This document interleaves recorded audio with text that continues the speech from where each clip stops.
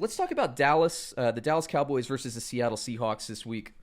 Let me set the stage for you. Russell Wilson, through 2 games, Brad, 9 touchdowns. That's a pace of 72 touchdown throws for the season. Yeah.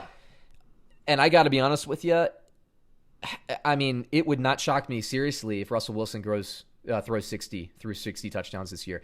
You and me have both said, and I'll credit you because you were the first one to say this, and you said 10 years from now, 15 years from now, we look back at Russell Wilson's career. These next 3 years are statistically going to be his best years. Yep. And he started the year on fire. There is not a weakness on the Seattle team. Nope. They took down. I think Dallas doesn't stand a chance, to be honest. Really, I don't think they stand a chance. I think this is going to be a closer game. I do. Seattle, by the way, they beat New England, and Diggs, their fantastic safety, and their secondary is fantastic. Leaves the game in the first quarter, gets ejected, with a helmet hit or whatever. Right. And they still beat New England, and New England was throwing the ball downfield. I mean, a lot of respect to Seattle. Again, we're not fanboys of Seattle, Brad, and I don't like Seattle. Neither one of us do. Right. But you got to respect them. I said Gotta earlier, respect them. Gotta fear them. you have to. You have to. Their defense, like, people keep sleeping on them. What is this? I don't know. They like Maybe losing they're money. a victim of their geography, right? Maybe they're just too high up. I don't know if that's a thing still in 2020, but I don't know.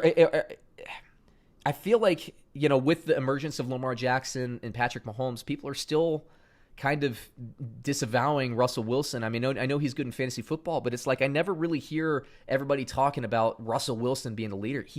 I think he's going to win the MVP this year. I do. Yeah, me too. He should. He deserves one. Not that anyone deserves one, but I think his time is now. Yeah, and DK Metcalf, Tyler Lockett. But what's interesting is New England did, again, what we thought they would do. Metcalf excelled against Stephon Gilmore, which you got to be happy with if you're a Seahawks fan. But what really impressed me is, look, Lockett, they put up that many points. Russell Wilson had 5 touchdown passes. Only 1 went to Metcalf, I think. And I could be wrong on that. 1 went to Lockett. And then, you got these unheralded guys. You got David Moore, I believe. You got this guy Swain, and you got Carson out of the backfield catching touchdowns. He's just dishing it to everybody. He's reached that level where you're not going to stop him. Yeah, right. I think when he was younger, you could frustrate him a little bit in the passing game, and he'd extend plays with his legs and all that. But he's reached that special Aaron Rodgers in 2014. Sure. That's it. That's where he's at. That's exactly where he's at. And he's gotten to that point where I'd like to think when he gets out there's not a defense that he hasn't seen. Mm-hmm. So he's not figuring anything out. He knows exactly what he's looking at. And that goes a long way. Yeah, I mean, you see, for instance, Kyler Murray, who we're both high on and we're both, complimentary of. Kyler Murray, you can see him, at this year, and it's a good strategy. He's throwing a lot of targets to DeAndre Hopkins, right? And that's not a bad strategy. Not to say Russell Wilson wouldn't do that whole thing, but the difference between where Kyler Murray is now, and I would say in the second year, Kyler Murray is ahead of where Russell Wilson was in their second year. So I'm not comparing apples to apples or anything like that. Kyler Murray is going to be special, don't get me wrong, but Russell Wilson is just that extra step ahead. I put him on the Peyton Manning, Aaron Rodgers, Tom Brady. I mean, he's just in a prime, and he's got great weapons. So they're going to be tough to beat. Dallas is playing some good ball. Do you think so? I do, man. Because they had that comeback win. I don't know if that's good ball. Well, listen, that was only a comeback win because they basically did everything they could to give the game away in the first quarter. 3 turnovers. They go down 20 points. Sure. And then they come storm back. And that onside kick, 31 other teams would have recovered that onside kick. I've never seen a slower ball roll over the 10-yard line, and all the Atlanta Falcons were... Well, I found myself thinking, why don't they just jump on it? They're allowed to jump on it any time, but Dallas has to wait 10 yards, right? That's the rule. Everybody knows that. I know.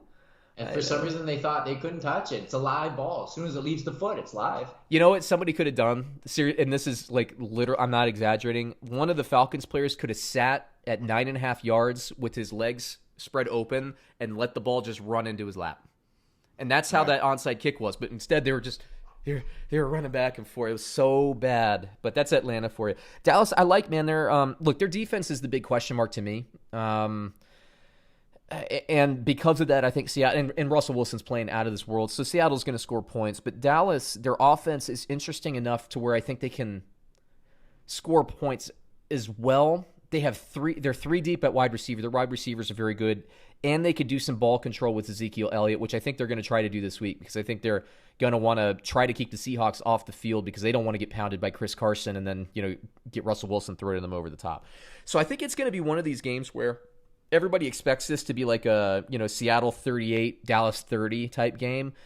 But I could see this being like a 27-24 game, like 10 points less for both teams than everybody thinks. Because I think we're getting more ball control in this game. It's just my guess. Let me hit you with the line here. Bovada has, let's see here, Dallas. This line has boosted up 2 points since I wrote this down yesterday. So right before the show, and it could be boosted another 2 points. Bovada has Dallas +5 against the Seattle Seahawks. What do you think? I think Seattle. I have to go Seattle. I wrote down when I wrote down these scores, I wrote 3-point game. I wrote Seattle wins 30-27, and I think on this podcast mentioned 27-24. So I really think it's a field goal game. But Russell Wilson has reached a stage in my betting career where I don't bet against him under any scenario. I liked this line a lot more at 3 points. 5 points is a stay away from me because I really have a feeling this is going to be there. But Seattle to me, and Seattle is a cone number 1 in my power rankings. Nobody's playing better than them. Right. And it is in Seattle for what that's worth. So I'm going to personally as a better stay away from it. But I'm going to take Seattle. I'm going to take Seattle. Rockobot, my computer pick engine, he's a little bit better in week 3. Week 4 through week 16, he's on fire every single year. Rockobot likes Dallas, so there you go.